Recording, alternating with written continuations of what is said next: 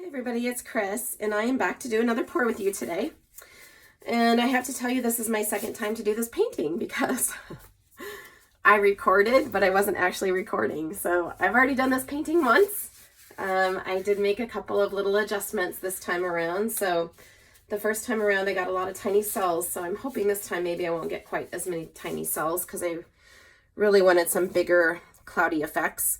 So today I'm doing a painting that was inspired by Julie Cutts. I think she posted this a week or two ago, and she was using the satin enamels, Deco Art satin enamels, and she had mixed it into 3 of her paint colors.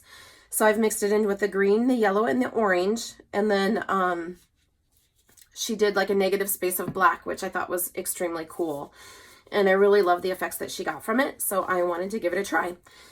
So the colors I'm using today are the Soho Urban Artist Lemon Yellow, and that is the lemon yellow by itself.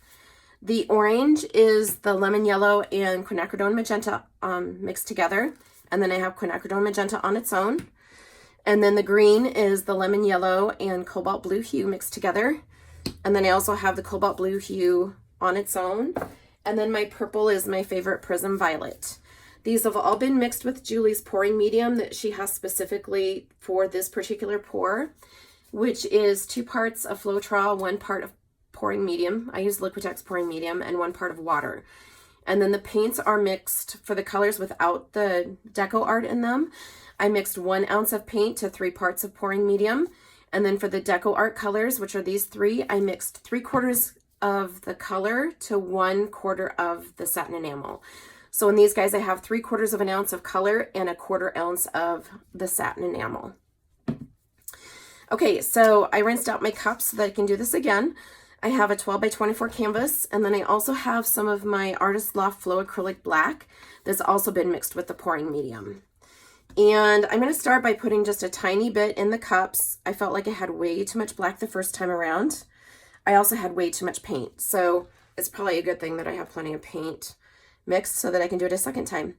Next in is going to be the purple. And the first time I did this, I was kind of going for about 16 ounces of paint. I think I actually did have about 16 ounces of paint, but it was still too much. So hopefully with my leftovers will be about right. And this is the cobalt blue hue. So this is going to be a straight pour. So I am just layering my cups kind of down the side of the, down the side of the cup. My paint's just pouring in on the side of the cup. This is the quinacridone magenta. And if we get some spots on the canvas, we're not going to be worried about it. And then this is the orange that I've mixed up. And originally I was not going to mix my paints because it kind of freaked me out a little bit that I wouldn't get the right hues. But I know that that lemon yellow, as well as the, I think it's light cadmium yellow from Liquitex, really creates some fun effects. So I thought, well, it's probably important to use the mixed paints. And then this is the green. So my plan this time around, rather than do all of the black in the cups, I think what I want to do is I'm going to set this aside real quick, and I'm just going to put some black in the middle because I kind of want my colors separated. And then I'm going to go ahead and pour the cups of paint out. So we'll start on this side, and a straight pour just means that you pour it straight out of the cup. We're not concerned about where the color's going. We're not concerned about trying to make a tree ring.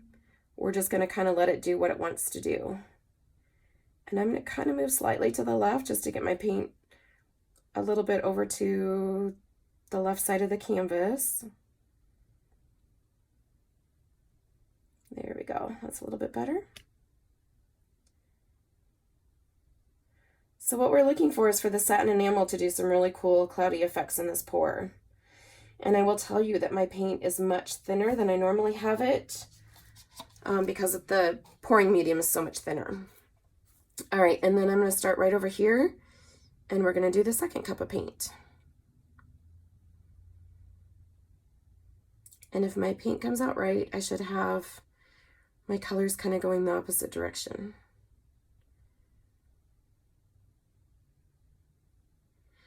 So I did put a lot less black in the bottom of the cups this time, just because I wanted the black negative space, but I had lots of tiny cells that had a lot of black around them, and I didn't want all those tiny cells. So I'm hoping that by doing it this way, it'll be a little bit different and hopefully have a little bit better effect than the first one. All right, so I'm just going to use my tongue depressor and kind of spread this paint around a bit. I'm not going to worry too much about my edges. I'll just go back and touch those up once I'm finished with the painting. If they haven't cascaded over the edge, then I'll go back and fix it. And I just kind of want to get my edges covered a little bit and kind of give the paint something to kind of move to in the corners. And I apologize, I kind of caught a cold this weekend, so kind of sound a little froggy today. All right, and then I'm going to spread this guy out just a little bit so that we have nice negative space going for us. And you can see that paint is already doing some really cool things. I love that deco art. I don't know, I think Melody D kind of was one of the first ones to kind of discover the cool effects that it did, and it really does do some neat things for your paintings. All right, guys, I'm going to start tilting this and let's see what we get. I apologize. Hopefully the glare on the window doesn't create too much of a problem for you to see. So I'm just kind of going around in circles a little bit just to kind of get my paint going. And then I think we're going to start to tilt off the edge up here. And then we'll come back over this way since the weight of the paint is down there. And tilt off that way. And then we're just going to let it run back down.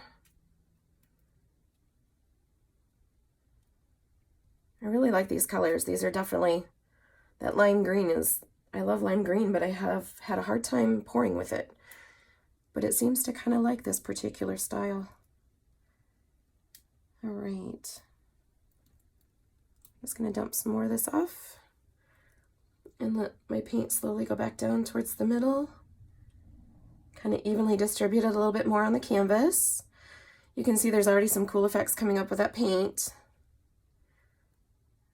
And I'd kind of like to dump that off just a little bit on the top there, in that middle. There we go. And I'm just going to bring it back down and kind of let the weight of the paint come back down and see what we get.